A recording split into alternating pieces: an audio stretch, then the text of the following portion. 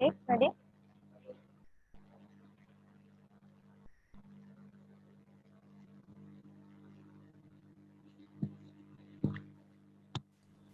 Excuse me, Mas Khalil, we are ready.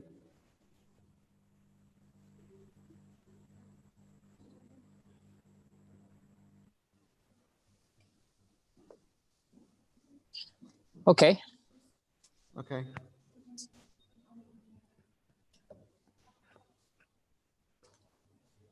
Okay.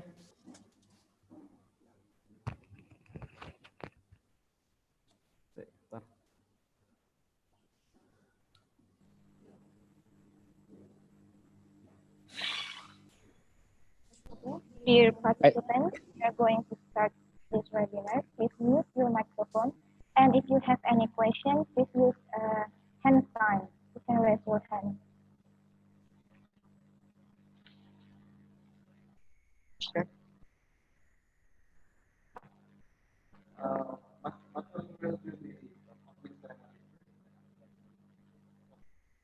Sorry, Yusuf. Mr. Yusuf, I couldn't hear you. Okay. Can you hear me? Oh, okay. yes. Yeah. We'll have the opening ceremony first with Bu Sufil as the MC. And then after that, we'll have the welcome speech from Rector. And then after that, I'll lead I'll moderate the talk show with you. Okay, no problems. Yeah, no, please do. I'm here for you. Saya sudah siap. Yeah, thank you. Just question, is the streaming, because I cannot see myself, so maybe the YouTube lines on your channel? Yeah, it's already online on YouTube. Okay. All right. I have my sisters trying to help to figure it out. Okay, go ahead. Okay. Silakan. Okay.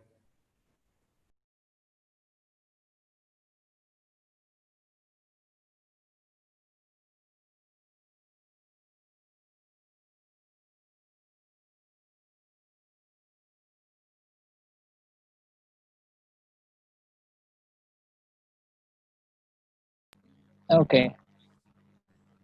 All right. I have my sisters trying to help to figure it out. Okay. Oh, tadi itu suara saya.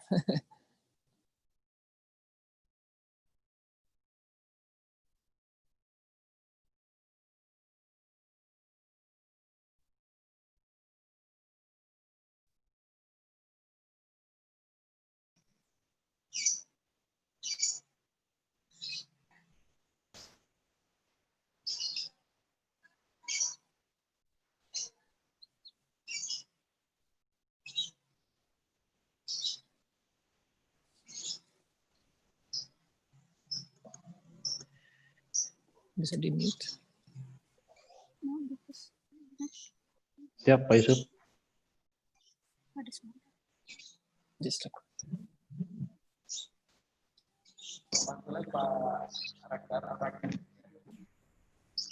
Halo. Ya, siap, Pak Yusuf.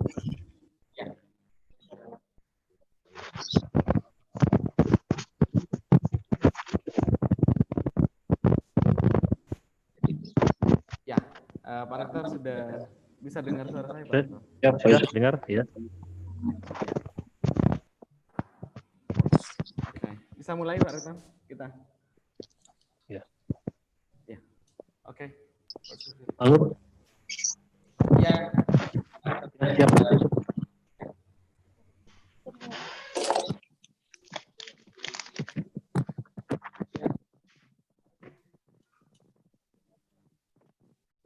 Sudah kedengaran?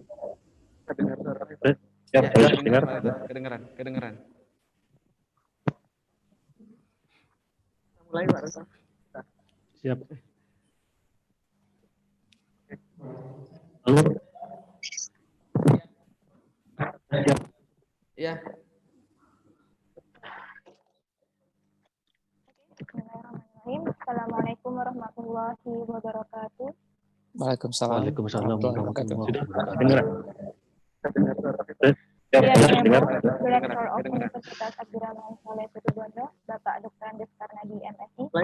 The Honorable the Speaker of this webinar, Bapak Muhammad Holil, MA, and the all participants. Good morning, ladies and gentlemen. My name is Sufilailiyah, and on behalf of Faculty of Letters, Universitas I would like to welcome all of you to this webinar entitled Entering the International Raya with English. What work, what jalan. And it is our privilege to have you with us today. We hope you will find this program that we have lined up for you fruitful and engaging. Ladies and gentlemen, my name is our opening. And on the ceremony, allow me to introduce you to the agenda. Singing Indonesian national anthem. Welcome to speech from the rector, the International English question and answer session. And it is our privilege to have you with us today. Ladies and gentlemen, now may I request all of us to sing Indonesian national anthem Indonesia Raya. Ladies and gentlemen, my name is our opening. And on the ceremony, allow me to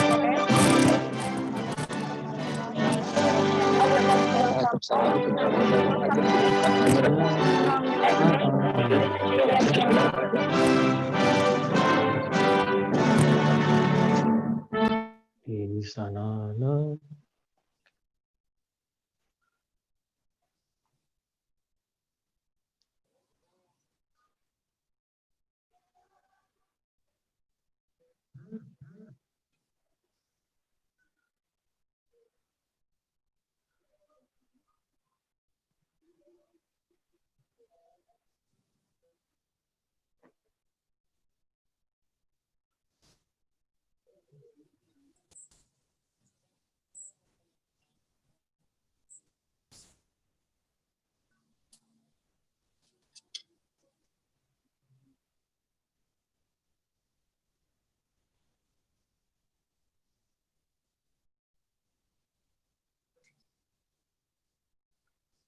Masih.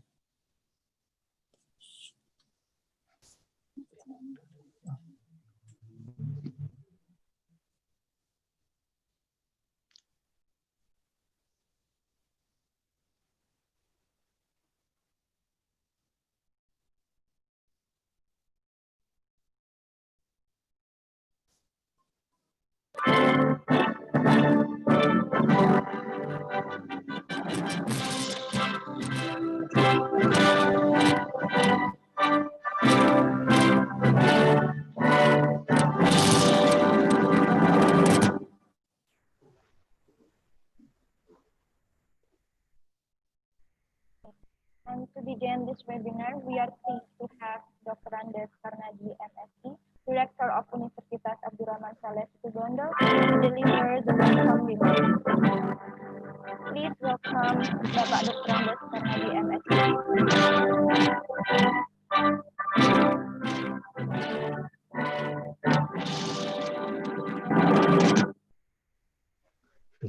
Assalamualaikum warahmatullahi wabarakatuh. Waalaikumsalam. Alhamdulillahirabbil alamin. Assalatu wassalamu alaika ya Rasulullah. La ilaha illallah Muhammad Rasulullah. Yang saya hormati narasumber kita Bapak Muhammad Holil. Selamat datang, selamat berjumpa Pak Holil.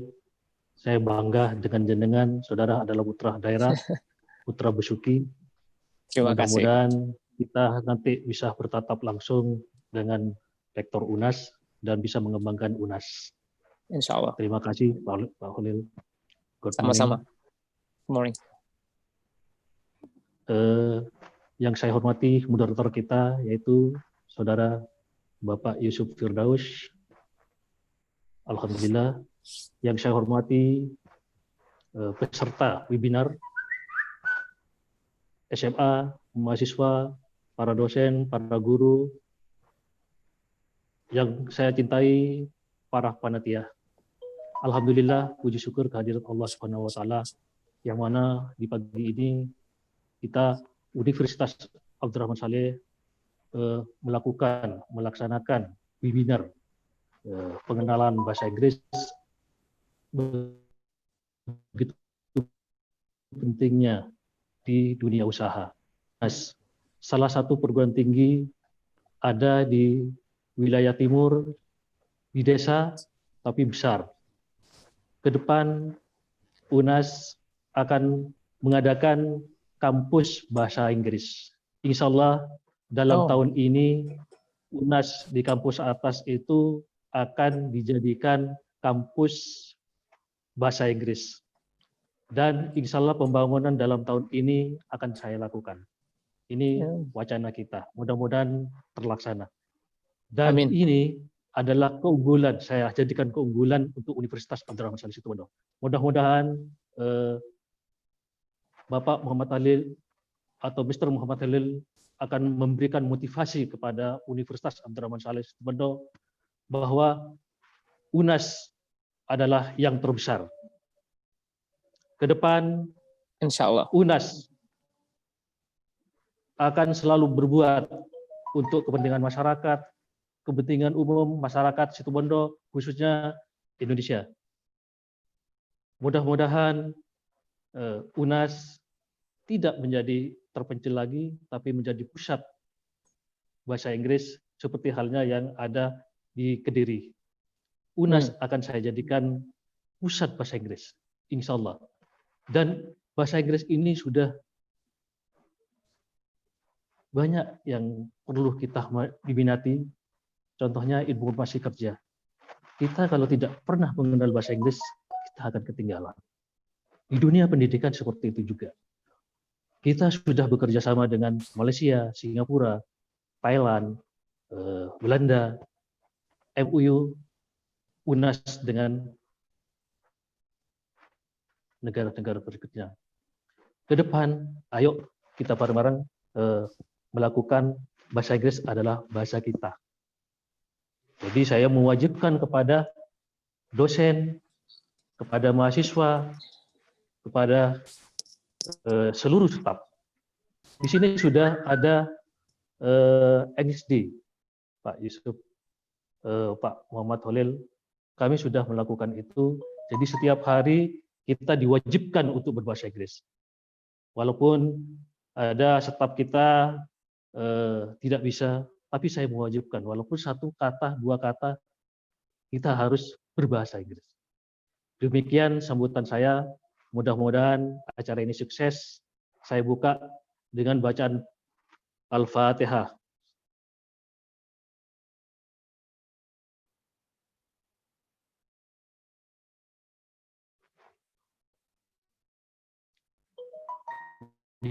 Dimulai. Saya tutup. Wabillahi taufiq wal hidayah. Wassalamualaikum warahmatullahi wabarakatuh. Waalaikumsalam. Dilanjut.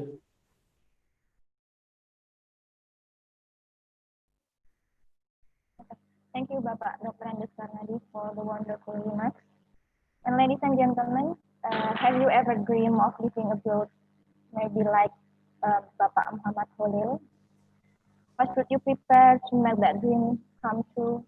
And what is the most important skill you need to have to survive there? The answer is English skills. If you have a good proficiency in English, you will survive. And today's highlight is about turning those dreams, living abroad, into reality. We have our speaker right now. He has been living in the USA for about 20 years. He will share his experiences living in US. Yeah. Hello, Bapak Muhammad Holil. Yeah. Yeah. While everyone's life and journey is different, we hope that some of his thoughts will inspire us. And we have finished our opening ceremony. To lead the next session, I would like to invite Bapak Ahmad Yusuf Firdaus, FSM Hum, to moderate the seminar today. But before that, let me read his curriculum vitae to you. Please. Thank you.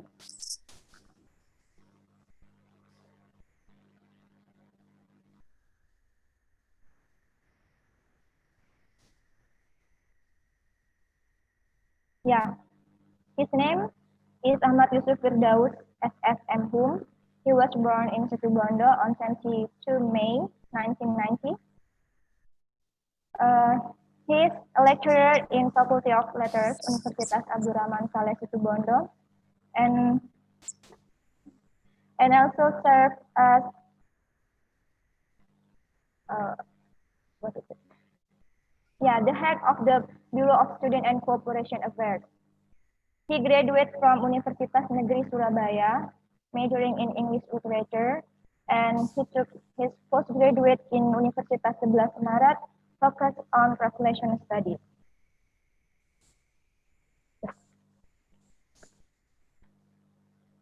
And ladies and gentlemen, next we will have the presentation from our speaker, Bapak Muhammad Khalil MA, and the session will be led by our moderator, Bapak Ahmad Yusuf Firdaus, SFMC. Please welcome Bapak Ahmad Yusuf Firdaus, and it's yours. Yeah.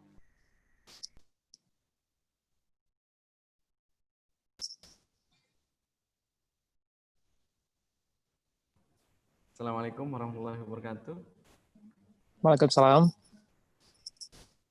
Good morning, everyone. Mas Khalil, or Mr. Khalil, how would you like to be addressed? Mas Khalil or Mr. Khalil? Well, after Bapak Rektor spoke today, I felt like I'm Bapak too, but please call me Mas. I think make me feel good. Okay. Okay. I don't have enough knowledge yet to be called Bapak. You can call me anything, actually. Okay. Silakan. Okay, Mas Khalil. Okay, before we listen to Mas Khalil's presentation, let me first introduce him. I'll try to read Mas Khalil's curriculum vitae, so all of you will know who he actually is and where he comes from. Okay.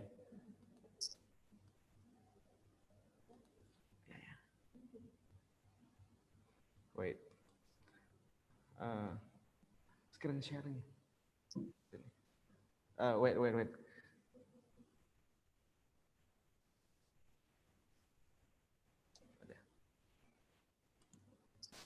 Okay.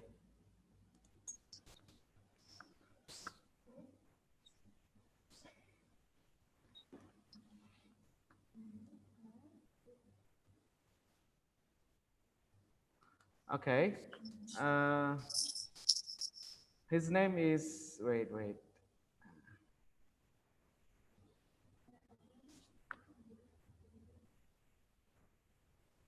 Okay.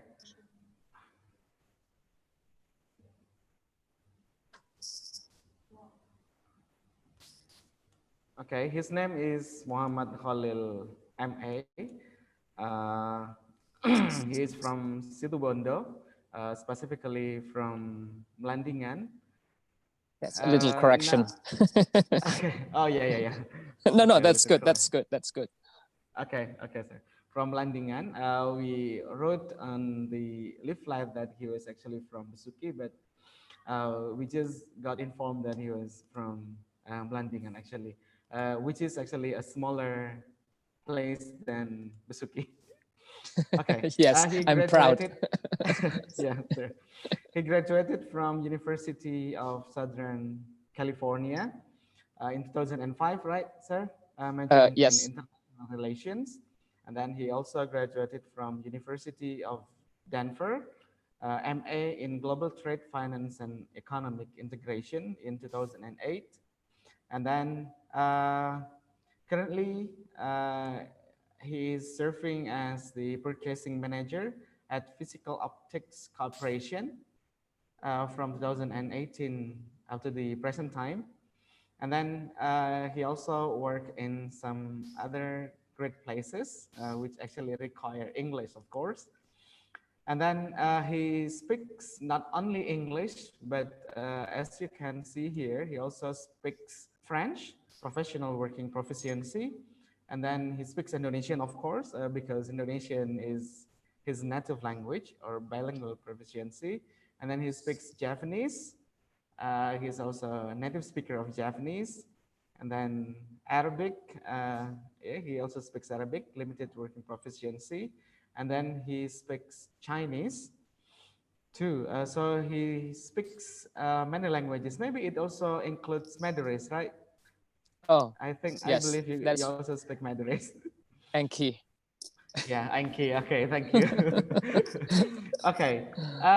If you want to contact him, you can actually see his YouTube channel, Muhammad Khalil, or his Instagram profile on Leftover Food Network. I think I can show you this one. This is his Instagram. Yeah. Oh, it's my hobby. Wait. Okay.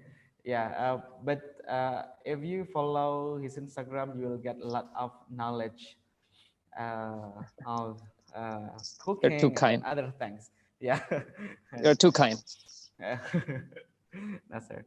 And then you can also subscribe to his channel, Muhammad Khalil. Here he says that this is a new channel, but I believe that it will be a very big channel because it tells about leftover food network, right? Yes, Leftover yes. cooking. If you I'll like talk about it cooking, later. yeah. Okay. Uh, I think that's all the introduction. Uh, Wait. Okay. Okay, wait, sir. I'll stop the screen sharing. Okay. Can you hear me? Yes, I can hear you. Yeah. Okay. I think now we can start directly to the topic of the main topic of the discussion, right? Yes. First of all, maybe we need to know your past life. We need to know your life when you were still in Situbondo or when you're still in Indonesia or anywhere in anywhere in Indonesia. I know that you live not only in Situbondo but also in Python, and I think that's a great idea to tell the audience here about your past life so they can get motivated and to tell us that you were just like us in the past. I am still am. Okay. Okay, you can start, sir. You can tell us about your life Okay. in the past. All right. Well, as you can see, it is sunset time. It is about 8 o'clock here, almost 8 o'clock. Yes, 7:30 p.m. on Monday. So good morning, Indonesia. Selamat pagi semuanya. Yeah, good Can, morning. can you hear me? Yes, very Okay, clear. sorry, I have. All right. So thank you. That was very flattering introduction about myself. So very, very kind of you, and thank you for Unas, and thank you Bapak Rektor for giving me the opportunity to share my knowledge with everybody. Yes, all those profiles sounds very, very wonderful, but I'm still orang Situbondo and I can still speak Bahasa Indonesia. It's just very, very humbling to hear people talks about me, which I think it's very kind of you. Thank you. So let me start with a question first. I'm assuming the audience speak English. Kalau perlu kita nanti akan saya campur-campur dengan bahasa Indonesia. If that's okay with you, or you just want bahasa Inggris? I think you can mix Indonesian and English. Okay. All right. So for those who just joined, welcome to the talk show this afternoon or this morning. My name is Holil. I go with Holil. I think, as you know, in Indonesia, first name is not necessarily your name, although in America, that's one cultural thing that I learned, that everyone will address you your first name. Here in the office, after you know certain people, certain times, and then you can introduce yourself as certain names, like my name, for example. So I begin to introduce myself as Holly instead of Mohammed, because that is my name, but that's not what I grew up with. So anyway, so currently I live in Los Angeles. When I answer the question, where do I come from? I come from Landingan. Situbondo is a little village. Maybe if you go from Probolinggo to Situbondo, it's in between, maybe about 15 minutes from Besuki, something like that if you drive fast enough. So before Pasir Putih beach, that's basically my turf or my territory. So yes, I left kampung maybe when I was 12 years old, and I moved to pesantren Nurul Jadid about 1992. So I think it's very common to many of us di Situbondo pergi ke pesantren waktu SLTP, SLTA gitu. That's very normal. So I was one of those. And I'm trying to tie into why I like English at that time, because obviously as a student, I left Situbondo at zero English when I moved to pesantren. I have a little presentation that a small presentation that I'd like to share with you after the discussion, but I just want to go with the flow. Basically, why at that time I like English. I had a big brother who went to pesantren Nurul Jadid. He studied at SMA Nurul Jadid, and he is about 6 years older than me at that time. So when I was SD, maybe about 5th grade or something like that, something that resonates in my mind when I came to pesantren visiting my brother, there was a group of UB40 that I think until today I remember very well. That songs just keep lingering in my mind, that I say, oh, this is English song, which I completely do not understand, but I always thought that is really beautiful. So that's one thing that gives me inspiration to kind of love English at that time. At that time, I was 10 years old, maybe around that time. Then when I went to pesantren, I began to stay in asrama SMA.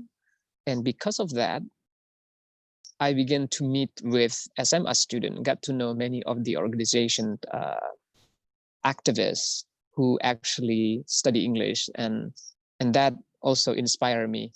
So why I emphasize on telling this story rather than talking about me in America, me in Yogyakarta or anywhere else for now, because I think this is really important at early age. Providing a good inspiration to youngsters or children is very, very important. Jadi menurut saya tuh ini yang mungkin menurut saya yang jarang ditekankan untuk anak-anak kita dari sejak dini. Sebenarnya menurut saya itu yang mungkin perlu kita kembangkan dari depan. Sebab kalau sudah dewasa gitu ya, sudah susah belajar bahasa atau belajar hal-hal yang baru. So I think it's really important to highlight that notes. So then when I was in pesantren in Nurul Jadid at that time, there's a lembaga pengembangan bahasa asing, which Mr. Yusuf also studied there when I was in America undergraduate. I visited him, his asrama, where he speaks English and everybody speaks English. So I think that was a place for me to start my official English learning. At that time, mostly they allow only high school student, SMA or Alia. But at that time, I was a junior high school student, and there were 4 or 5 of us that were allowed to participate after the test. So I passed, and that also another highlight for me, because regardless of my age at that time, it was instilled in my head. It was forced in my head, or that I can compete with high school student, even I was an SMP student at that time. So that's 2 things that I think drives me to continue to strive really hard in my life. That is my background. Okay. Then story very long. So it's basically I graduated from Nurul Jadid in 98, and then I moved to Yogyakarta for a year and a half. And I went to study in Gajah Mada University for a small 1-year program, while also pursuing undergraduate in economics in Universitas Islam Indonesia, UII Yogyakarta. And at that time, I'm also processing a different path to go overseas and through my network and also fellowship. Then in 99, I began to adventure and have the opportunity to wander the world and and then I can explain to you a little bit later on about that opportunity. So that's my beginning. It was very humble, and I think that's very important to highlight, that actually everybody can do it. It's just a matter of how clear is your dream, how strong is your willingness to detail your dream. Kalau diterjemahkan secara gamblang gitu ya, masing-masing kita itu memiliki keinginan. Menurut saya, kalau kita tanya ke orang yang jalan ketemu di jalan, kita tanya, oh kalau nanti udah besar kamu ingin jadi apa, gitu. They will say a lot of things. I want to do this, I want to do that, I want to do this. But what make the difference between those who want and those who do, jadi orang yang hanya ingin tapi dibanding sama orang yang melakukannya, adalah ada garis yang sangat refined, very what do you call it, distinct, that is someone who can imagine and clearly see the path. That's what I want to share today with you guys. So let me stop there. I'll let you ask other question. I don't want you to sleep. Yeah, okay. So if we would, we could, right? Yes, as you remember. Said, yeah. If you would, you could. It's not if you could, you would, right? Exactly. Yeah. Exactly. Yeah. Okay. Yes. Okay. So I can summarize that you actually got interested in English at the first time because you listened to an English song and you did not even know the meaning of the song that you like at the time. Exactly. Yeah, and then and you were just one of the four SMP students who lived in the SMA dormitory while you're in Nurul Jadid. Yes, yeah, that was true. Only four, so you're the selected student since you were still SMP. Yes, no I was very now there. Yes, I was very, very lucky. Okay, that's your past life, and I think if the audience, Bapak dan Ibu dan teman-teman sekalian, if you have questions, you can just write it on the chat, and then maybe the committee later will let you speak directly. Will let you speak directly to Mas Khalil. Thank you. If you have the question, just write the question here in the chat, or raise your hand and we'll let you speak directly. Okay, Mas Khalil, you have, maybe you have got the capability of speaking English since you are still at the age of maybe 13 or 14, right? When you're still SMP. True. And now it has been very long. And now maybe you can tell us about how English actually helped you to reach your dreams. You have told us that you have a lot of dreams and you have reached them one by one. So maybe you can share with us how English actually helped you. So because now we are not only going to learn, as you said earlier, it's no longer important to talk about whether English is important or not, because English is important. But our question is now, how does English help you? How does English help us? If you can make it more general. Yeah, sure.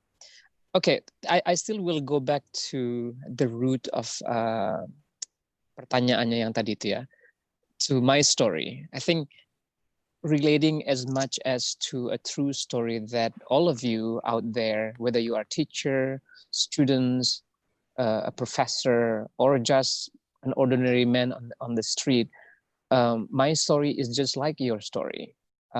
It's very, very real.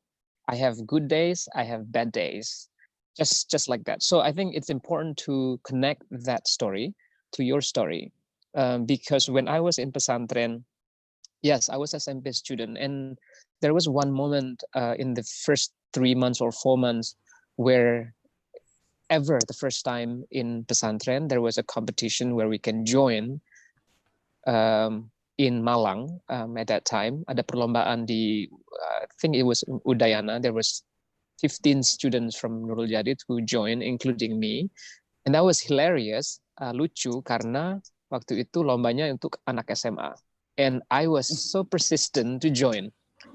And I was the only one in seluruh Jawa Timur waktu itu. So I joined the competition at the time. It was reading comprehension, basically doing grammar and writings. Okay. And out of 300 students something, and I was number 75. And I thought like, yeah, that was so good. And you look so at the list. Because you were the only SMP student, right? Right. And why do I tell this story? It is, to me at that time, it was very important. It was validating. It was validating myself. I'm sorry. It was it gives me validation that what I am doing, apa yang saya lakukan waktu itu adalah hal yang benar bagi saya. Hingga membuat saya lebih termotivasi. Dan kenapa bahasa Inggris membuat saya lebih terbuka? Karena waktu itu saya orang kampung masuk ke pesantren dan diberikan perkenalan terhadap dunia luar waktu itu. Dan saya kenal dengan SMA anak Catholic school from Malang and other places in Jawa Timur waktu itu. Then it gives me a view that there is more to do in the world other than Situbondo. There is more to do outside of Probolinggo. There is more to do outside of East Java.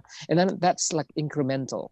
So it is very important for me. And that's why I tell that story, because I think the story is the same thing.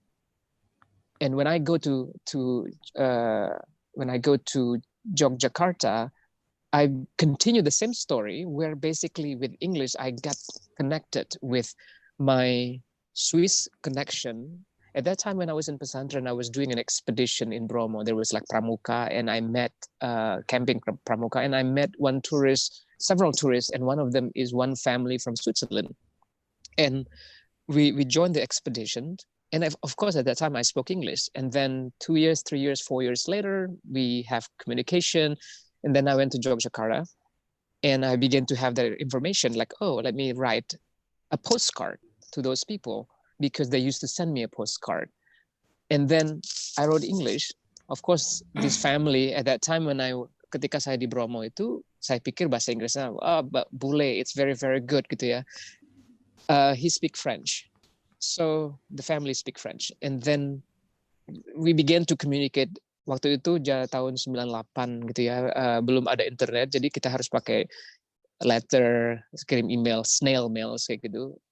2 weeks baru nyampe, and then 2 weeks back reply, things like that for 1 year. Then I developed, and I began to realize, years later, when I come to the United States, the family visited me in Los Angeles, and I visited them in Switzerland, and I realized, oh, you don't really speak good English. so that's funny. It is very funny, but that's my life. English has been very, very fundamental. So jadi pertanyaannya, makanya saya tadi agak ngotot awal-awalnya, ini sudah bukan waktunya lagi untuk berdebat apakah bahasa Inggris itu penting. No, that is not the time. Bukan waktunya lagi. The time for you is to master it. The time for you now to use English very, very, very well and compete with them. I'll stop again. I'll let you answer. Okay. So the first thing that you said is English can give us connections, right? Right. Like your story when you went to Bromo, you got to know a family from Switzerland, yes. Yeah, Switzerland, and then you visited. You have visited them, and they have visited you in the United States. Okay, right. Now it's no longer time to debate. Yeah? No longer time to discuss whether English is important or not, because now it's time to master English and to use English. Right.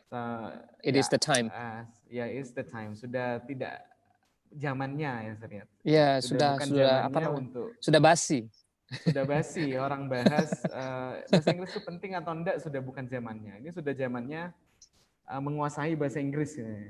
Yes. Nah, the next question, in order to master English, gimana cara menguasai bahasa Inggris sih. Maybe you can share with us about what you learned, what you did to learn English, because now you speak like native speaker, maybe. Yeah, because you have lived there for, yeah, you have lived there for more than almost 20 years. Maybe almost 20 years. Okay. Yes. Okay, maybe you can share with us how you learned English, sir. Sure.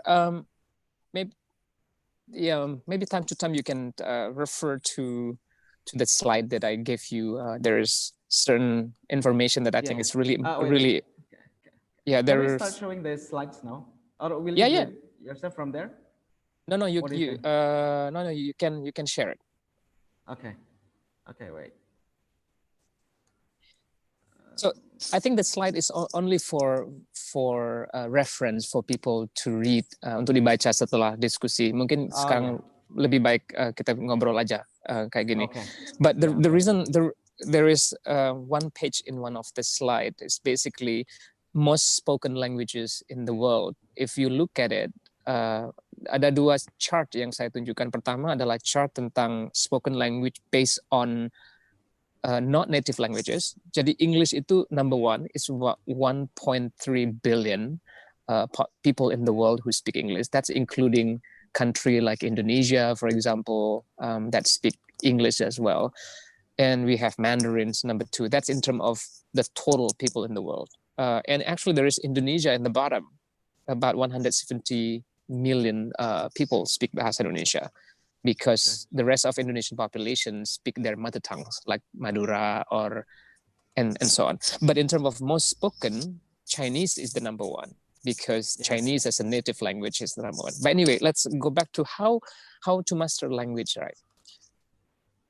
Again, I love to I love to tell my story when I was little. In my slide, I talk about for student, I'm talking about if you are a learner of a language, any language, whatever it is, whether it is Bahasa Madura or Bahasa Inggris, Chinese, and so on, you need to have the passion. You need to have the willingness and the desire to learn it. Like I said, everyone wants something, but not everyone does everything. So that's the distinction. So here I mentioned that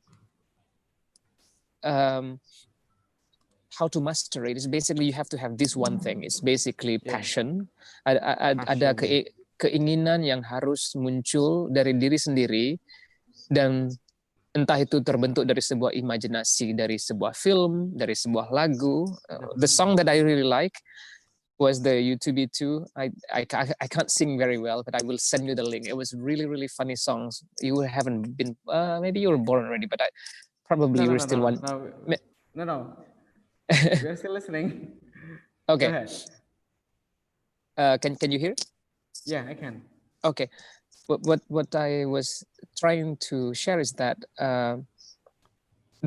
what's important to have is basically the willingness and the desire of learning. Once you have that set, then you need to have a proper steps. The problem in Indonesia, I think, in learning language, we are too constrained in the old-fashioned way of learning language. We started with grammar, and 90% of the time, I'm sorry? No. Okay. 90% of the time, in my opinion, either the teacher do not have the passion to teach, or do not teach it very well, or the student do not have the interest to study grammar. And I think that is very, very difficult. I think the answer is more the student do not have the span of the interest to pay attention on the grammar. It's very boring. Not to forget, English is also very, very difficult, even for American, even for English people. If you go online, if you go talk to any foreigner, if you discuss about grammar, they also do not know as good as you probably in terms of grammar. But that is true. So that's the mastery. So I think untuk anak mahasiswa atau untuk anak SMA atau SMP yang sedang belajar bahasa Inggris, itu kuncinya. Jadi you have to find a point of the lesson or the learning that is very creative, that is very unique, that you like so much. If you like music and you can listen to English, learn the lyric, go ahead, do it. It is fine. You have to have a foundation. That is the foundation. Once you have that, it's very easy. And you learn the vocabulary. I have ada anak teman saya waktu saya di LPBA, namanya Riris, dia orang Bali, but married in Lumajang. He has a very young kid. This is like a long time ago. Maybe he was like 5 years old. And she can hold a conversation with me for like hours in English with a very, very good pronunciation. And I was very impressed. I was like, how did you do that? And she told me that she learned from YouTube. And I said, impressive. That was like 10 years ago. So I'll stop there. So I think, you can learn English however you want to learn. There are so many ways to do it, but one key is commitment and the dream, commitment, and then innovate, and then find innovative way to make you still want to learn and practice, of course. Yeah, commitment and dream, practice, right? Okay, so we have got several questions from the participants. Maybe we will let them speak to you directly. Sure. What do you think? Okay. You're the host. Sandra, maybe. Sandra, can you hear me? Can you unmute, Sandra? Wait, I'm talking to the admin. Sure. Yeah, Sandra, unmute.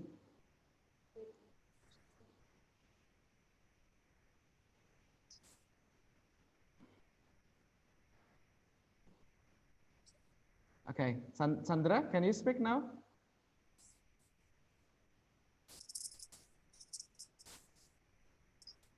Hello, Sandra.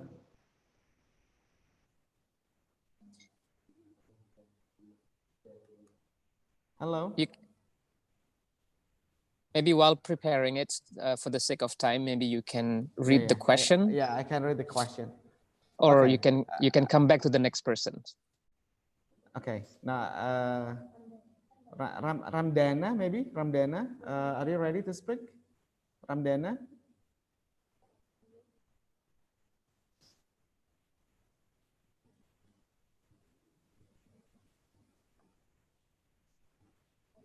Ramdana?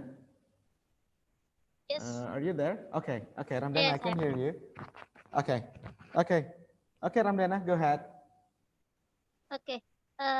For the first question, actually, this is not my major in English. But now I take Magister of Management Islamic Studies. Okay. In what university? In Institute Islamic Study in East Borneo, Samarinda. Oh, East Borneo. Okay. Yeah. From Kalimantan. Hello, Kalimantan. Yeah. Okay. Actually, major is Magister of Management of Islamic Studies, but in my university we have to pass our TOEFL test for our last graduation. So it means I have to pass it. But now I have scored about TOEFL. That's less than 500 score. So when I want to practice my English with my friends, but my friends they still speak bahasa in my course in my campus too. So how to improve my English exactly in speaking? Because my friends speak bahasa. And then for the second question is how to improve our vocabulary from basic vocabulary become advanced vocabulary. Thank you. Okay. Wait. Ramdana. Yes. How the first question is how can we increase our? The first question is about how we can learn English without friends who can accompany us. Yeah. Okay. And then the second question is about how to improve learn vocabularies, improve our vocabularies from basic to advanced, right? Yes. Okay. Will you answer the question directly, Mas Thank Salim? you. Okay, Yeah, sure. Thank you. Thank Sure, you, I'm Ramdana. Ramdana, nice to meet you. I'm very touched that actually this is outside of what I expected, because I thought it will be orang situ Pondok aja. So Yeah, thank yeah. you. Welcome to the conversation. We may have to do this very often. Okay. So first, the first question is, how can you continue to practice your English without a friend who is around you to practice with you? Again, like I said at the beginning, you need to go back to yourself, to go back to your first question: why do you want to study English? If you know very well exactly the objective of you learning English, you will not be deterred, you will not be interrupted, you will not be stopped by anybody. So if your friends speak Bahasa Melayu, or you speak Bahasa Madura or anything, you just move on. And that was me. I did the same thing. There was no SMP student, and there was, even, I don't want to say my family, but people around me used to make fun of me in terms of, it's not bullying necessary, but in today's world, that's called bullying. Yeah. But I didn't listen to that. So that's, if you have that strength, just move on and do it by yourself, because at the end, it's going to be only you and you only who can do it. The rest, just goodbye. And then the question is, how can you improve without them? Well, there are so many different ways to improve your English. Today, especially with internet, that's very easy. One, you can go through YouTube, you can follow a certain channel that you can communicate with the host, or you can also join English group online. And I have a friend who actually I met when I was in Yogyakarta. She has YouTube channel, and then groups in online that basically meet and talk over the phone like this very often. And also you can meet a lot of native speakers from different countries, British, Australians, Singaporean, American, or myself. I'll be very happy to connect you with people. Yeah. So that's one thing. So just go visit my profile over there, so you can contact me and reach out to me, and I will be very happy to connect you with different people, whether they are Indonesian, right? Whether that is Indonesian or not. So that's so yeah. There's so many different ways. Just think, the key is doing it. You have to do it, because if you just want to do it, then you will never be anywhere. You mentioned about TOEFL, so good luck with that. That is very, very important. And I'm very impressed that Magister in Religious Study also is required to pass TOEFL. That is very, very impressive. But remember, go think beyond English. TOEFL is still English. So if you're studying Islamic studies, focus on that and use your English to research your study, outside of what you know in university or in Indonesia. So that's the first question, right? I hope that helps. Yes. The second question is, can you repeat again the second question, Yusuf? The second question is about. Oh, I have it. Okay. Have you got the question? Yes. How do we speak practice English? Friend, and then how do you improve the vocabularies? Yeah, I think I answer both, but last point that I can, but the last point I think that is applicable for everybody is reading is the best way to improve your vocabulary. One funny story: I've studied English for 6 years, 5 years in pesantren. I joined competition. I won this. I won that. That has been done. And I went to Yogyakarta. I went to Singapore, and then I went to United States. I arrived at 8 p.m. in the evening in Los Angeles. I live with no one who speaks Bahasa Indonesia, and I live with this family. My vocabulary that I learned in those many years disappear within 1 hour. Disappear meaning I use all my vocabulary. Okay. Then I repeat and repeat again. Oh my God, I finished all my vocabulary. Why I tell that? That means that you have to read. You have to read because by reading you will find more vocabulary. And then sometimes it sounds difficult, susah kadang-kadang. Tapi kalau kita sering membaca terus, kita akan mengenali kalimat-kalimat baru. Okay, Yes. next person. Yeah. I hope that helps. Yeah. And then somebody asked about your social media. Maybe some of you have just come.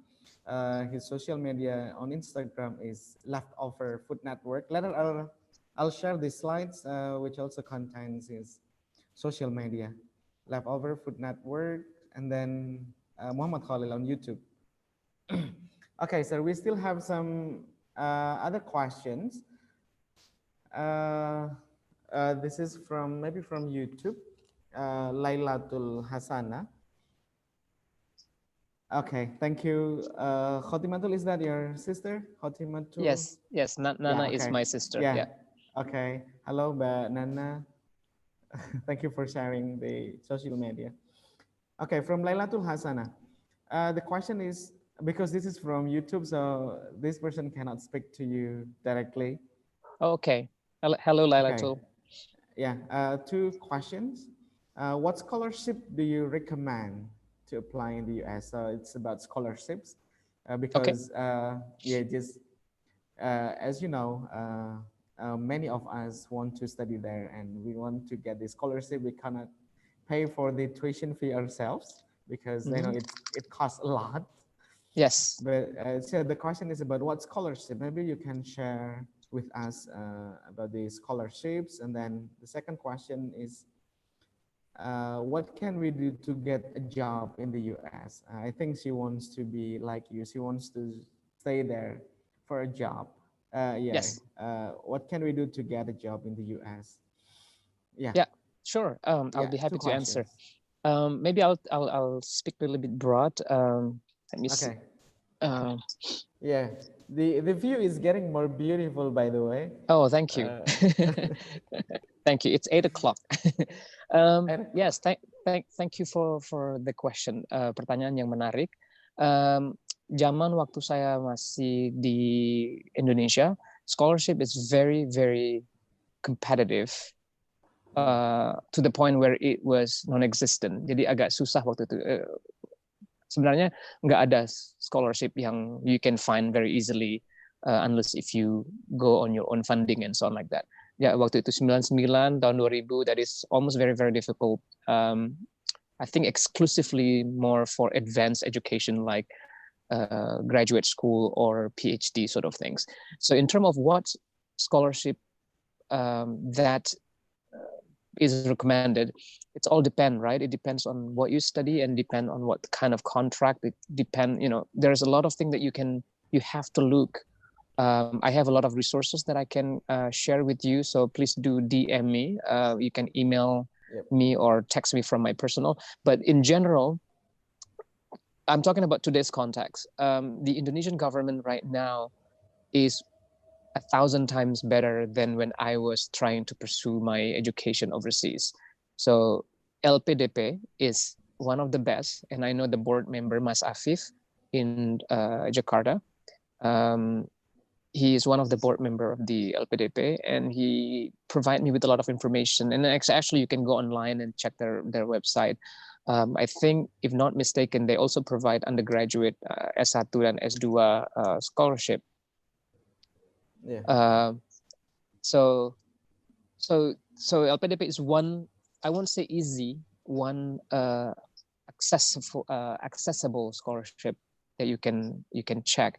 And also I think each university in Indonesia now, including, you know, local university in East Java, for example, they provide a lot of scholarship to go to, you know, you study your master in Indonesia and then half of it you go somewhere else and so on. So there is so many different ways, but there is also what we call it merit scholarship, a scholarship that is directly given by the university. Like for instance that I got, yang saya punya itu adalah beasiswa direct dari universitas. There's one very good example that is recent is Lailatul Fitri, and you know of him. Yeah, I know. You know of her, sorry. Typical common mistake of Indonesian English. We do not use she or he. So Laili is one of my best friend and mentee, or I call her sister now. She worked really, really hard. She's finished her international studies in Jember, in UNED, and then she did internship. She boosted up her profile and portfolio or CV, and then apply for scholarship in Notre Dame University to study international law and international peace, I believe. And she got that scholarship. And how in America, there are a lot of requirement to obtain a scholarship. Maybe the next topic, we would like to have this kind of a series of discussion with you in the next, in the future. Maybe we can talk specific about scholarship, maybe certain topic that we can discuss. But specific for her, she applied, and in America, basically, in American education, one, you have to have a good grade. You have to have a good, what do you call it, transcript. You have to do really well in school, first of all. But on top of that, you have to have a good story about yourself. There are thousands and thousands of students who want to apply for one program and one scholarship. You cannot just be a good student with a good IPK or GPA. You cannot just do that. You need to have a good overall experience. For example, you have to have experience in community development, your fight against injustice, for example, research again in your work in environmental protection, for example, or and so on. That's why I think it's very important for all of you out there to look at what strength, what kelebihan apa yang kalian miliki, yang bisa kalian jual. And that is, I think, I will be very happy to have another session in the future, in near future, to talk about career development, because that is my strength. Okay. Yeah, I've been doing a lot of coaching, and I will be happy to do this kind of event again in the future. That was the first question. Second question, really quickly, I think working internationally, especially in developed countries like France, Germany, United States. It's very, very difficult in a way if you're going to do it formally, right? They restrict for a higher qualification. There are some people who work in cruise, for example, things like that. There are manual job as well. Kerja laborer kayak gitu ada juga, tapi it's susah sebab kalau mau legal gitu jadi harus melalui visa. Jadi ada visa kerja, ada sponsorship. But let's say if you want to work in McDonald's, for example, and you are in Indonesia, you apply to the company, let's say even if the company sponsor you, like, we will hire you as McDonald's staff, for example. Then the minute you go to kedutaan or consulate, they will say no to you because they don't need the type of job. They need somebody with high skill, with a very good marketable skill. So that's doable. And the way to do it sometimes bisa dilakukan setelah kuliah di Amerika kadang-kadang. Seperti saya contohnya, saya lulus, terus ambil sertifikasi ini dan itu. Nah, sembari saya kuliah itu, saya seperti di profile saya sebutkan tadi, or maybe later on you can read. While I was a student, I've done everything possible that I can do to make myself different than my peer. So I was told and trained to be the blue bear among the white bears. I don't know, itu istilah bahasa Inggris ya, istilah bahasa Inggris. To be different, ya? Yes, I have to be different. If my friend just do 10, I have to do 1,000, something like that. Or I have to do something unique that is not everybody else have. So that's what I did. I have internship in Brazil. I did research in Brazil. I went to the Amazon. I went to Morocco. I did internship in United Nations in Bangkok. I did it in Geneva as well. So I did all those to compete and make myself marketable when I graduate.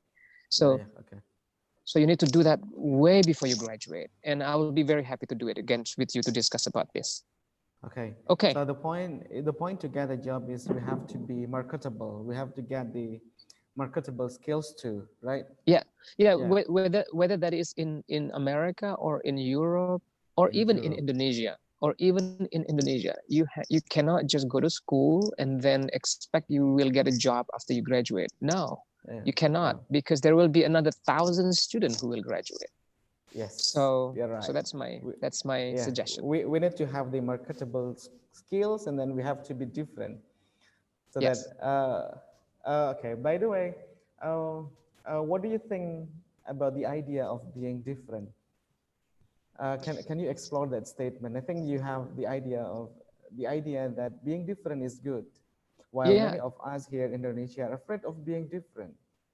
Right, exactly. Well, I think it's culturally, and I know this is changing already in Indonesia.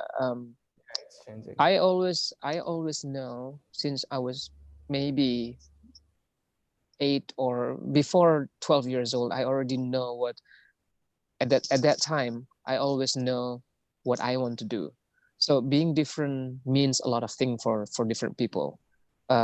Being different doesn't have to be weird, doesn't have to be strange. You have to be yourself. That alone is different already, because you, Mr. Firdaus, is very different than me. I'm very proud of what you do, and I'm pretty sure you like what I do. And recognizing that that is already different, and then you exploit it, and you look at what strengths that you have that you can sell to people. For example, this is I want to give you one point that when I was in graduate school in Denver, I was part of a fellowship. Ada 2 mahasiswa di satu universitas yang dimentor oleh, ada scholarship gitu ya. Saya dapat beasiswa untuk dimentor oleh satu CEO perusahaan perbankan. Aku tadi lihat berisik, tak tinggal pulang aku. Tinggal berangkat ke sini. Enggak mati punya aku. Can you mute? So when it's clear. Waktu itu ketika saya di Denver, I'll switch to bahasa Indonesia, mungkin ada yang bosen kali. Ketika di Denver itu saya diajari untuk mengetahui namanya kuadran kanan dan kuadran kiri. Kuadran kanan adalah skill set saya yang saya miliki semenjak saya lahir. Something what we call it aptitude in English. Aptitude means something that you're really good at since you were born. I'm good at talking in public. I'm good at leading. I'm good at, without going to school, I already like talking. Without going to school, I already like arts. I like photography, things like that. Those are what we call aptitude. I like traveling. If you send me to Borneo, to live in Borneo, I will immediately like and explore. There are some people who doesn't like. So those are one thing, one aptitude. The other side is called skill. It's something that you learn. So you have to find these two balance and combine it, and then find that unique value that you have, and then that is your direction. So I will talk about it in different session about it. So that's what we call uniqueness. So that uniqueness, what is the thing that I have that my friend do not have, or that the market do not have? So I get worked out. Unique. Okay. Right. I get very too excited when I talk about that. We got more questions, sir. Maybe we can take the question from Gayatri Mayang first. Gayatri Mayang, can you hear me, Gayatri Mayang? Admin, can you unmute Gayatri Mayang? Yeah. Then. Okay. I'm Gayatri, reading. Can you hear me? Gayatri? Hello, Gayatri Mayang? No? Hello? Yeah. Yeah. Maybe you can answer the question. Yeah. I will read the questions. We have got a lot of questions. How do we self-promote without looking overbearing when we want to pursue a scholarship or looking for a job? Yeah, that is the tough part. Like everyone goes through that moment, and how do you conquer this fear of unknown, right? You want to be confident, but at the same time you don't want to be too overconfident. So remember, that's everyone's problem, I guess. Yeah, no, but remember one thing, that in any interview, whether that is a scholarship or a job or for a job, it's always two-way.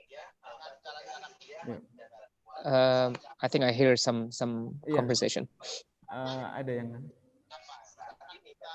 yang perlu di mute. Wait. Okay. Wait, yeah, I can hear that too. Okay, so I will continue as Yeah, I hope you can go listen ahead. to me.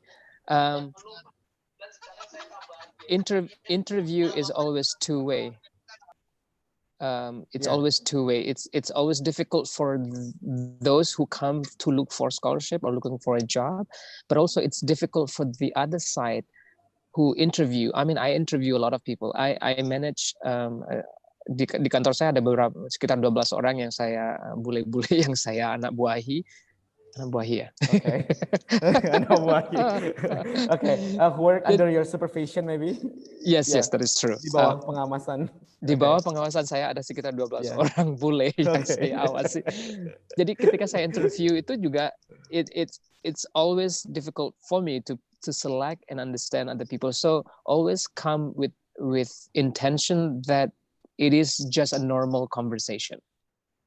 I want to know what your intention and what uniqueness that you have coming into the interview, and ask a question about the position, about what you want to know, because you're coming over there to commit yourself to be a part of an institution or organization. So ask the question. So maybe for scholarship interview is a little bit different, but it's the same concept in general, that you need to understand that it is always two-way.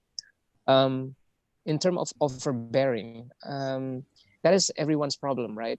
How can you cope? How can you cope that? And I think that is just a matter of Indonesia. Yeah, it's a matter of practice. You just have to conquer that. Yeah, I think that is a common problem in Indonesia, because we don't want to be overbearing. But we have to promote ourselves. Maybe I would like to correct. I don't know what she means by overbearing. I think it's more overwhelming. I think overbearing. It's more something else. Okay, I hope that helps. Yeah, we still have more questions, but maybe because some of the participants here are teachers, English teachers, can you please tell us about how people in the US teach you English? Yeah, how to teach English maybe is the question. I think you have learned English from different people from different countries. Maybe you can share which method that you think is true. I just want to, it's not about me, right? But I think I'd like to talk about my experience. So like I said, learning language has to be a personal effort. If you're learning English only for curriculum requirement, then you're doomed to be doing something that you don't really like. So you have to like it first. So that's one thing. The second is you have to follow, you have to try to practice. There is no magic in learning language. I remember when I was in Indonesia long time ago, there is Pak Dukun yang bisa mengajari kita untuk belajar bahasa Inggris dalam waktu seminggu. Excuse me for the word that is called BS. So there is no way. There is no way to do it. There is no magic. So I always like to find a creative way. You have handphone now that is very powerful. You have Google, you have Google Translate, you have application. I go to a local college over here to learn Chinese. I studied Chinese for 1.5 years now. I also have the application that I force myself to study 1 hour a day to learn Chinese, and that's very helpful. And reading is a very good important. Yes. Yeah, that's about how we. What should we do to? That's about what we should do to learn English, right? The question is how to teach English. Maybe you have Oh, learned a lot from. yeah. Yeah. Yeah. I think it's the same way. I think teaching is the same like interview. The student have to like it, the teacher have to like it. So that if you have teacher, if you have a teacher, if you are a teacher, 99% of the time I'm expecting a teacher to be passionate, to be, to be enjoying what you do. And if you don't have that, and I think you are in the wrong industry. So this is not to judge, but what I'm saying is that it is very apparent if you are not enjoying what you're doing, your student will hate it 10 times worse than you do. I had a bad experience long time ago. I didn't still do not understand. Yeah, I already speak fluent English at that time. This, I don't want to mention the period or where. But this is funny. This is a good important lesson. Yeah. My teacher failed to recognize the skill that I have or the intention that I have, that I want to work really hard. So I work so hard. I do all kind of things after all that time, but he happened to give me a grade that is very low than everybody else because he apparently, I think, do not care about what he does, because I was one of the students that just basically blanketed. So one is to have passion, right? Because once you have passion, your student will follow you regardless wherever you go. So one, and then the second one, and I think make things fun. Yes, you have grammar to teach. Yes, you have book to make them do the test and so on. But find your own way to teach your student, because I have a lot of teacher when I was in pesantren who is actually incredible. They do all kind of way to go about teaching us, go camping, go doing this program and so on. And that gives me a memory. So even it was very difficult to learn certain things, but if the teacher is approachable and fun to study with, it's always very easy. And because it is about English, talk to them, invite them to watch movie and do more movie once a week or something, very short movie, or do practice, things like that. Yep. Okay, sir. Here we also have some questions, maybe from Bella first. Bella, can I speak to you, Bella? Bella, can you unmute? Yeah, it's about confidence, how to get confident. Yeah, Bella says, what is the best way to make us to be confident talking English? Yeah, it Bella, takes... can you hear me? Yeah. Yes, wait. I Bella, can hear your voice, sir. Oh, okay, Bella, hello, go ahead. Bella. Introduce yourself, Bella. Hello, Bella. Yes, sir. Hello. Okay, my question is how to be. Yeah. Okay, Bella. I think you need to move. You need to get a better internet connection. That's yes, okay. Sir. Oh, that's good. Okay, go ahead, Bella. Okay, my question is how to be confident when we are talking English natively. Because sometimes when we talk English, it's like when we talk English, we are not native, sir. Means many people like underestimate us. Okay. What for we speak English like that? Yeah. Because I get your point, Bella. Thank you. Okay. So yes. Where are you from, Bella? Okay. I was just asking. Do you know where Bella is from? Maybe from Stubondo, I guess. Okay. I think because I can hear her. Okay. Go ahead, sir. So coming back to uniqueness, English is not our language, period. English is not my language. It's not my sister's language. So it's okay to have accents. It's okay not to be native, because it's not. I've been here 20 years. So when I watch our YouTube channel, you can hear sometimes, maybe some of you may not tell, but there is always characteristic of your own nativeness. It's okay, because English is not our native. If you have French people, many of my French speaking friends who come to America and work with me or study with me, they all have French accent when they speak English. Is that bad? No, it's their personality, it's their character. So you have to think about that. So do not feel negative. I like to say that being who you are is the most invaluable things that people couldn't have. It's my answer is how to be confident. Just be who you are. It's okay to have Situbondo accents like this. It's okay too. As long, because remember, my point is you do not have to be native. You can try to be native as much as you can, but there's a limit. It is you. You have to accept who you are. I have that accent as well. Don't worry. Okay.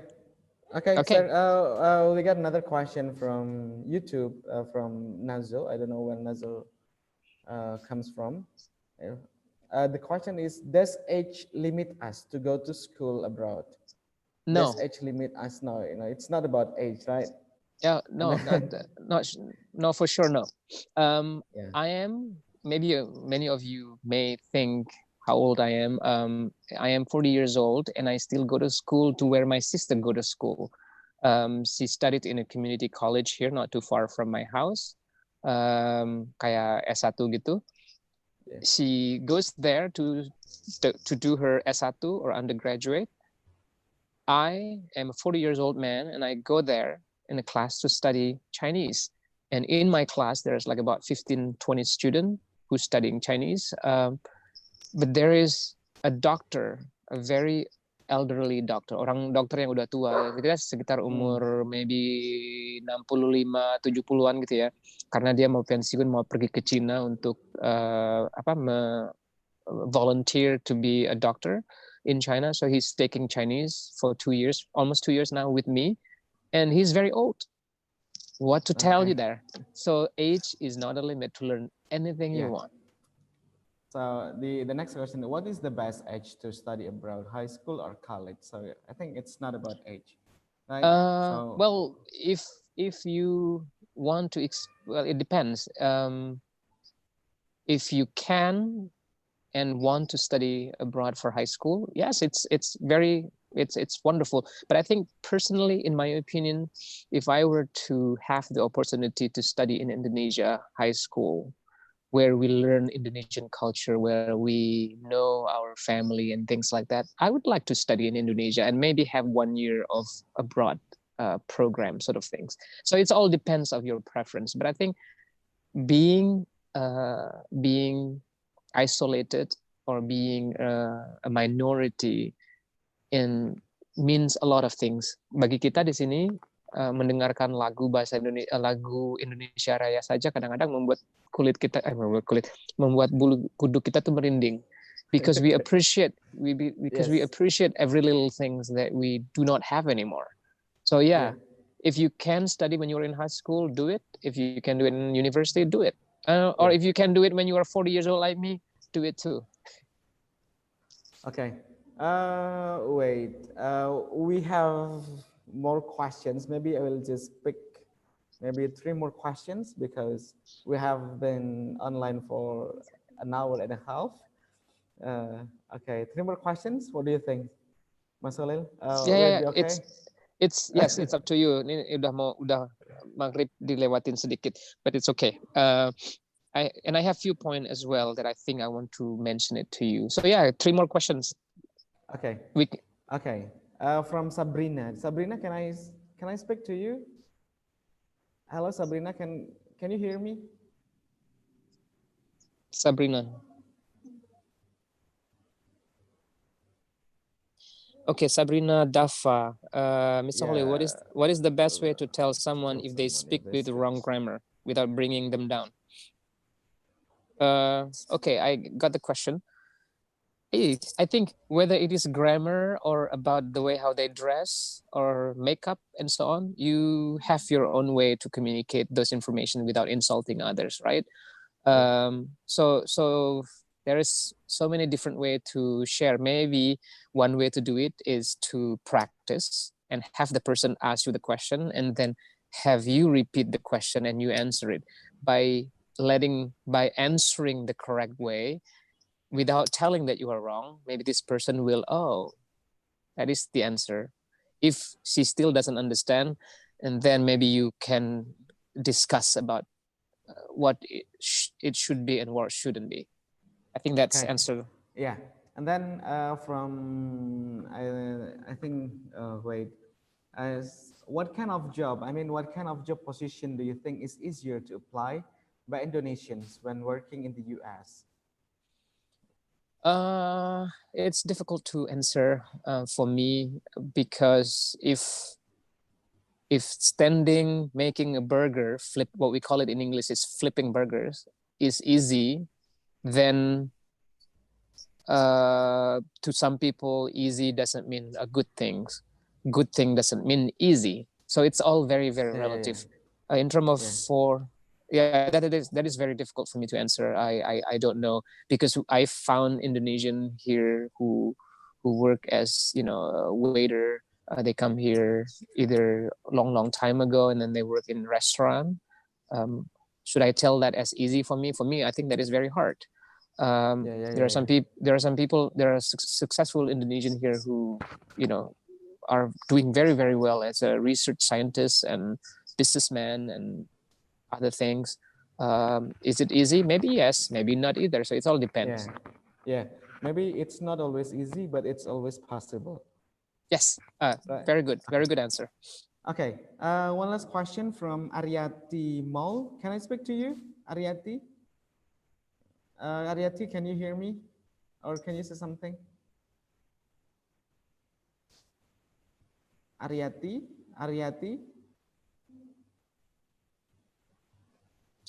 Okay. I can read the question. Okay. Oh, okay. Go ahead. Okay. Go ahead. Yes. Introduce yourself, please. Okay, I'm Ariati. I used to live in Minnesota. Oh, hello. Now I'm teaching. Hi. I'm teaching in UNJ now as a English teacher, in general actually, and I've been like maybe almost 3 years. And my experience about students who learn English in here actually is not really active. And then I have different style of teaching in adults. So I used to have like more games, more group, small group and activities, also practicing outside, something like that. So, and more environment involved. So anyway, and then my point is like, do you have any industry of English classes in America? They have different style, actually, for especially with the adult who really only learning in one semester, because not really, I don't really see a lot of improve, but at least encourage them or motivate them to keep learning English. Thank you. Yes, very, very good English. And so thank you. Nice to meet you, Arati. Minnesota is it's a very cold place. It's true, yes. Where are you now? I'm actually in Jakarta, and I'm teaching in UNJ, University of Jakarta. Oh, okay. So nice to meet you, and thanks for sharing your experience. She is correct. She's absolutely correct. Teachers, like I said, uniqueness is very important for teachers to motivate the student to keep it going. Sometimes you can teach it outdoor. You can go to a park. You can go to an interesting places to change the environment, to keep stimulating. Right. But yes, I agree that in Indonesia, we are not trained to question and challenge. So student in Indonesia normally will just go to class and listen and watch what the teacher says, and it's very, very passive. And that's the biggest difference, in my opinion, perbedaan yang sangat besar between Indonesian education and a school environment and in the US, for example.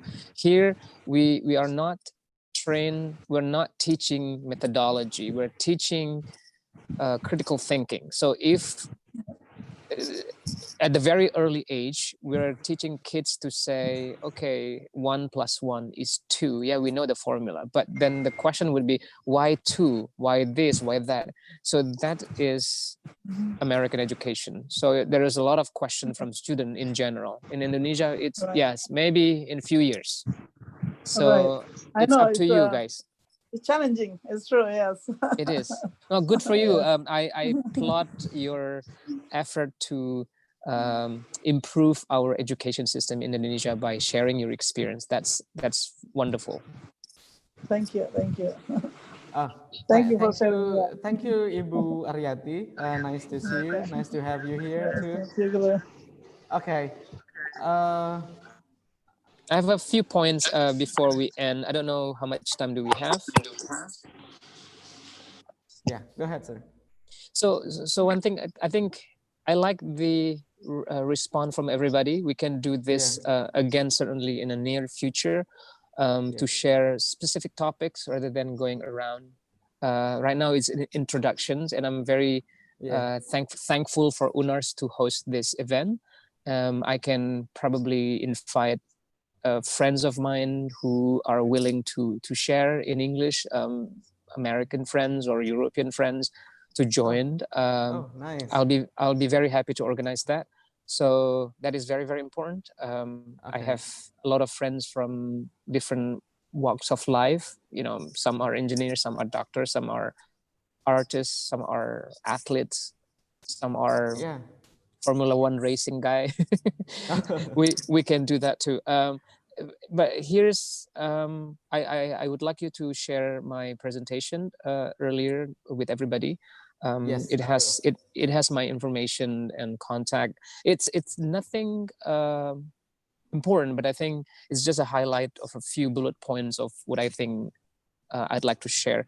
I mentioned that things that we haven't discussed a lot during the conversation. I mentioned that English is very difficult, regardless. Even for American, English is very difficult because, you know, thing like English just doesn't make sense. The rule doesn't make sense. For example, I talk about, you know, the word hamburger. There is no ham in a burger. It's just there's no rhyme.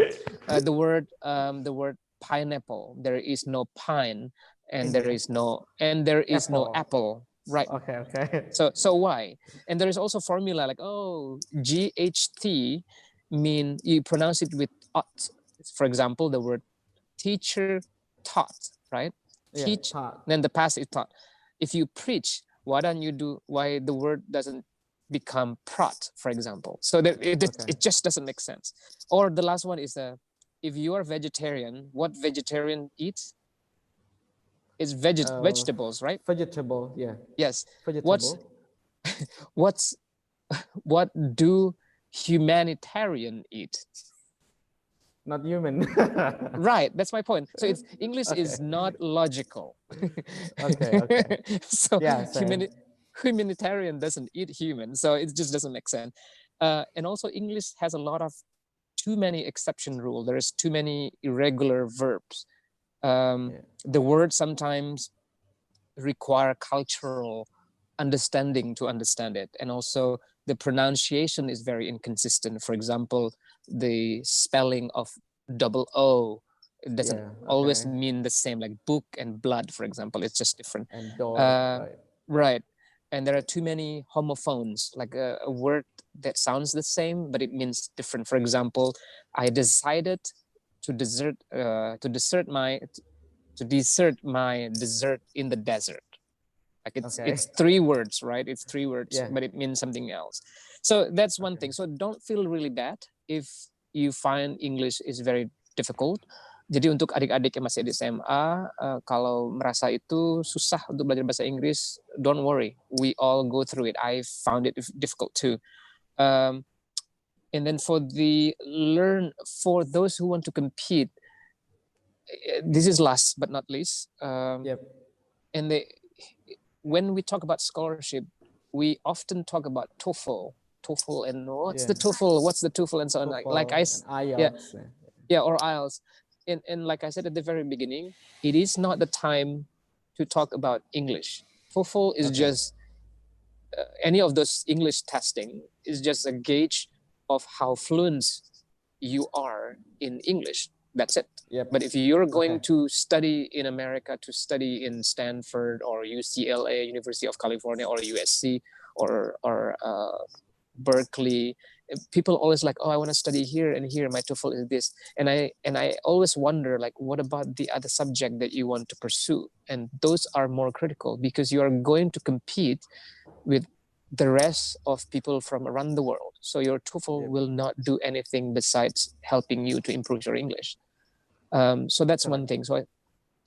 So my recommendation is basically think beyond the language itself. Use the language as the instrument to achieve what you want to achieve. And let's see, I mentioned that. Substance, let me walk through this really quickly so I don't miss anything. Last, I think one thing that I always keep remember, I have 3 quotes that I want to share. First is, failure to plan is a plan to fail. That is always, to plan is the plan to fail. Yes. Failure to plan is a plan to fail. Yeah, that is important because when we talk about being competitive, being unique, you need to have this very concrete idea of what you want to do in your life. So you need to know where you want to go and how do you want to go there. And maybe we can have another episode to just talk about this. And the next one is probably stop comparing yourself to others, because at the end you're supposed to be unique, right? And what sets us apart from other people sometimes often feels like a burden, like what many of the questioner tonight says. They say like, oh, sometimes it's very difficult, it feels really embarrassing or no confidence and so on. But no, embrace your uniqueness, embrace your specialty, your character. It's okay to have Situbondo accents, it's okay to have Indonesian accents or from Banjarmasin or and so on. And I have proven it yourself.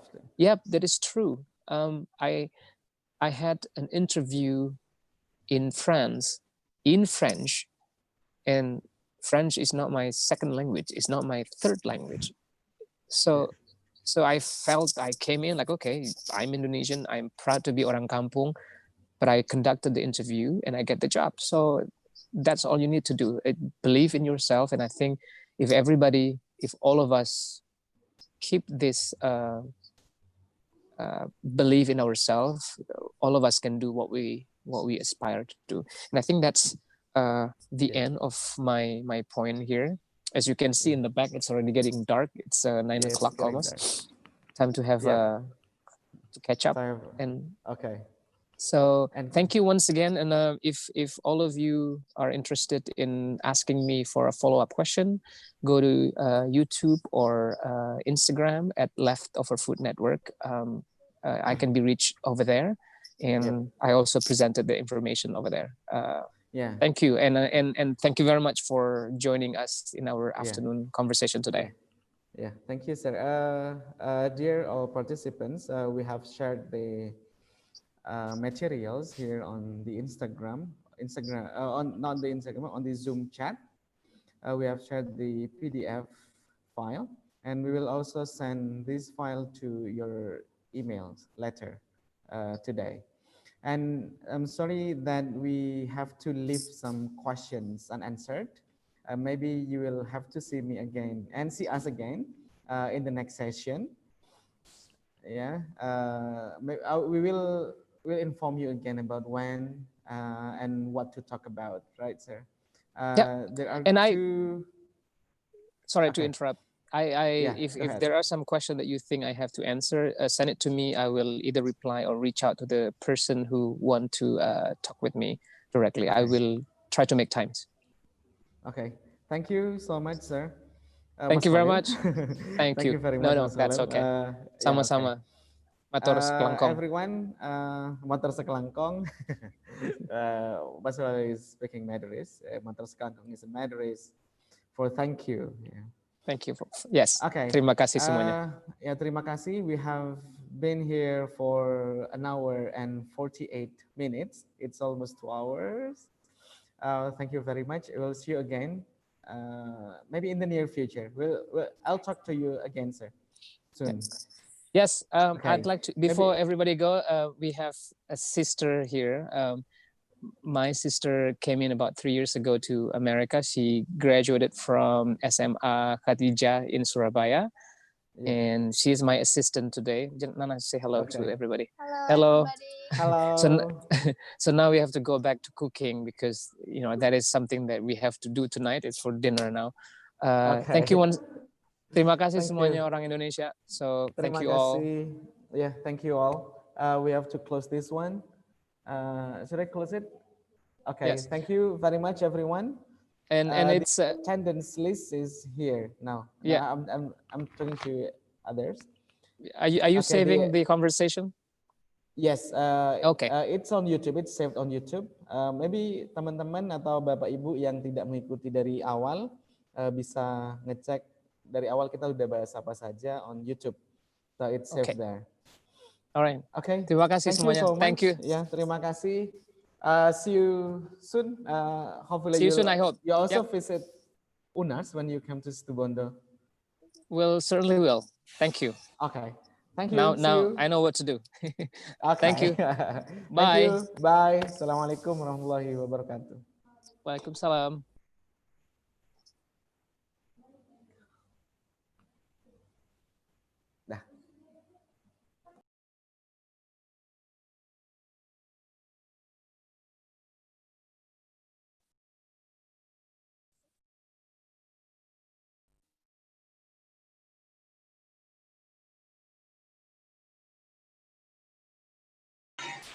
Berarti orang ini ya. Assalamualaikum warahmatullahi wabarakatuh. Iya, main. Hah? Hebat orang rumahnya. US.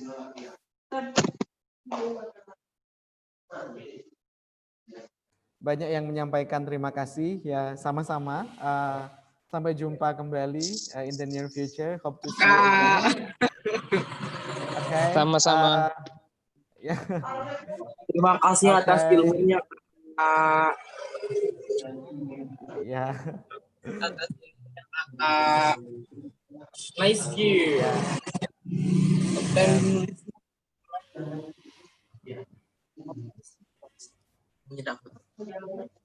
Lihat orang tuh mungkin dengan dia punya lisan atau dia punya tindakan yang orang ya, attendance listnya sudah ada di kolom chat, ada di orang tuh belum di YouTube juga kami sudah share. Kalau akan kasih contoh sebelum kejadian yang mungkin itu membukas.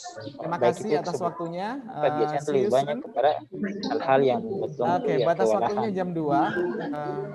2 nanti akan kita tutup formnya. Terima kasih. Thank you. See you soon. Assalamualaikum warahmatullahi wabarakatuh. Iya.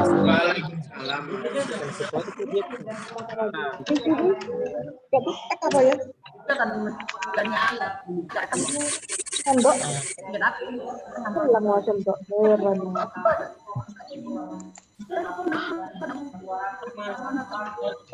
Ada namanya. Iya.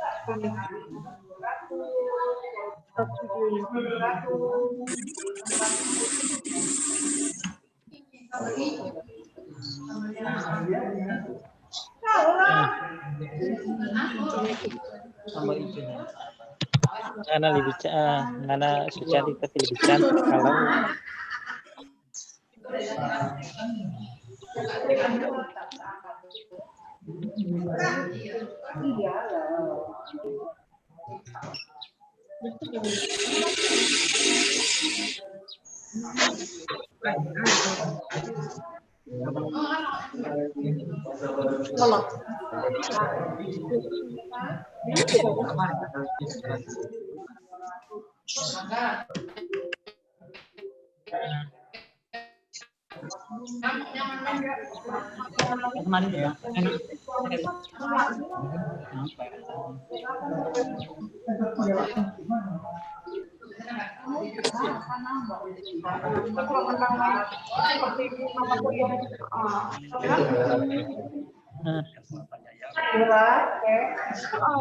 Yang Rocky terus yang Mbak Bib lihat orang Ini sekarang oleh ekonomi.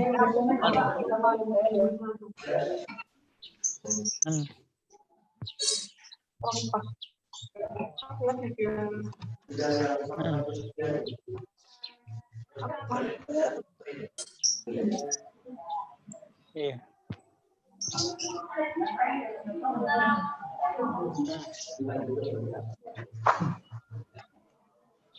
itu juga ikut tes.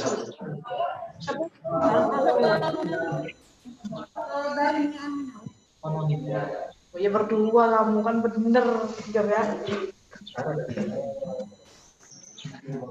Kayaknya bentar ambil bujo. Iya. Mana boleh? Ya. Galau.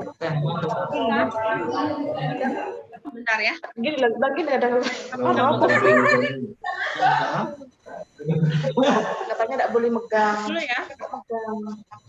Beb, ini Ayu mau bebersih, kamu gimana? Gitu kadang rekap dari Ya udah. Ayu masuk ya. Rian boleh. Mie wah, kok akhirnya mie.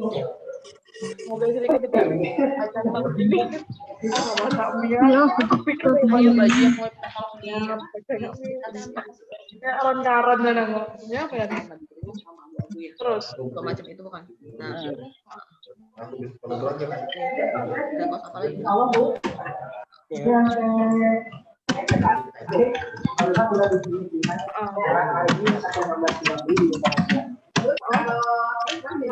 Dipaksa tahan kan? Udah beres.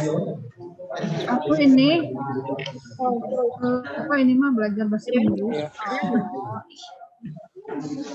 Ngisi waktu. Duit gimana? Udah beres. Maaf ya. Hah? Kenapa gitu, Jod? Saya pikir temani tapi kan tidak enak. Ibu kemarin lagi ngomong ya nomor 4. Aku sama ini.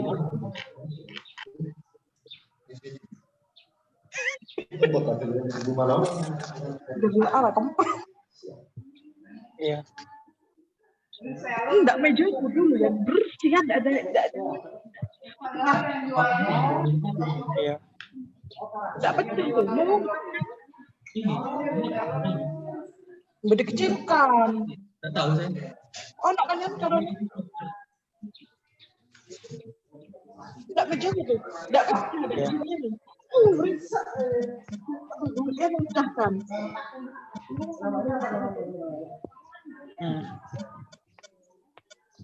Iya.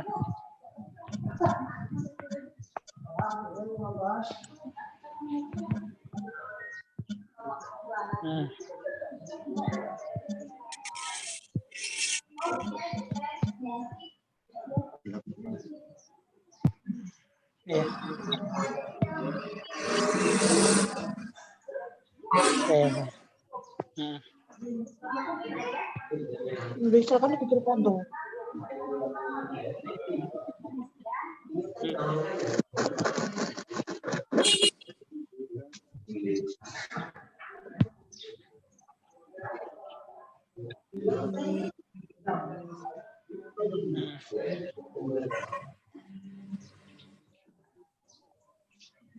Hati yang kasih, hati terkasih. Alhamdulillah.